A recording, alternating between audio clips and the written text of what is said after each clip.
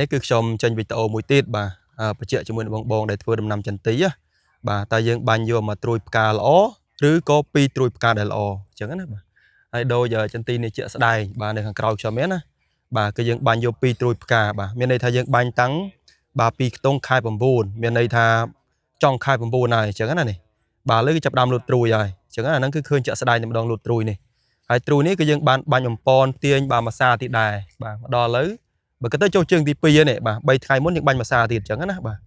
ហើយយើងមើលតើតើនឹងដើរមើលនឹងមេឃទាំងអស់គ្នាបាទនៅតែស្ដើងអញ្ចឹងណានៅតែស្ដើងឯងបាទនៅតែស្ដើងអញ្ចឹងចន្ទីដែលផលច្រើនគឺស្លឹកច្រើនបាទស្លឹកមានកម្លាំងស្លឹកផ្ដល់អាហារគឺច្រើនអាហ្នឹងទើបទទួលបានទិន្នផលច្រើនអញ្ចឹងខ្ញុំចង់ឲ្យមើលនេះមានន័យថាឲ្យមើលជាក់ស្ដែងតែម្ដងបាទអញ្ចឹងយើងឧទាហរណ៍ថាបើសិនជាយើងបាញ់យកមកត្រួយផ្កាអញ្ចឹងមានន័យថាវាស្ដើងខ្លាំងស្លឹកវាអត់សូវមានទេអញ្ចឹងចន្ទីរបស់យើងការផ្ដល់សារធាតុចិញ្ចឹមជំនួយទៅដល់ផ្លែក៏មិនសូវប្រកែដែរអញ្ចឹងណាបាទអាចនឹងបានផលតិចអញ្ចឹងខ្ញុំលើកទឹកចិត្តបងថាអ្វីដែលយើងគូធ្វើគឺយើងបាញ់យកពីត្រួយផ្កាហ្នឹងគឺល្អអញ្ចឹងណាបាទវាសម្បូរស្លឹកច្រើនបាទនេះដូចចន្ទីនេះបាទនេះបងឃើញទេបាទណែអាហ្នឹងគឺយើងយកពីត្រួយផ្កាផងបាទនៅតែស្លឹកប៉ុណ្ណេះឃើញទេបាទចុះបើសិនជាយកមកត្រួយផ្កាតើស្លឹកប៉ុណ្ណាបាទអញ្ចឹងសម្បីតែបងយើងជំរុះនៅក្នុងបាទពាក់កណ្ដាលខែ10នេះឬក៏ចុងខែ10នេះអញ្ចឹងយើងអាចទៅយកផ្កាអាចចូលខ្ទង់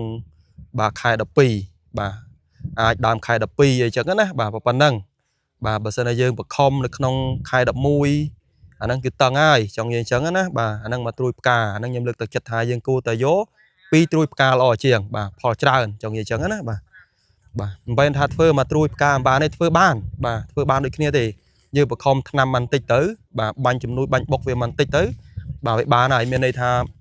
នៅពេលដែលយើងជំរុះឧទាហរណ៍ថាយើងជំរុះនៅក្នុងបាទចុងខែ10នេះ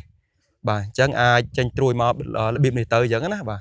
បន្តមកទៀតយើងបាញ់ទាញផ្កាមកអញ្ចឹងណាមកផ្កាដូចគ្នាទេមក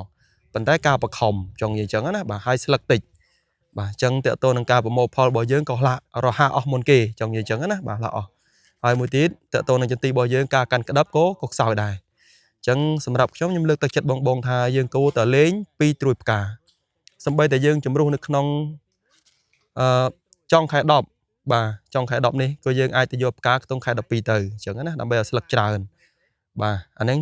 ជាការវិភាគរបស់ខ្ញុំទេណាបាទលើកទឹកចិត្តបងឲ្យធ្វើអញ្ចឹងទេអញ្ចឹងបងអាចសម្រេចចិត្តដោយខ្លួនឯងបានទៀតអញ្ចឹងណាបាទអរគុណ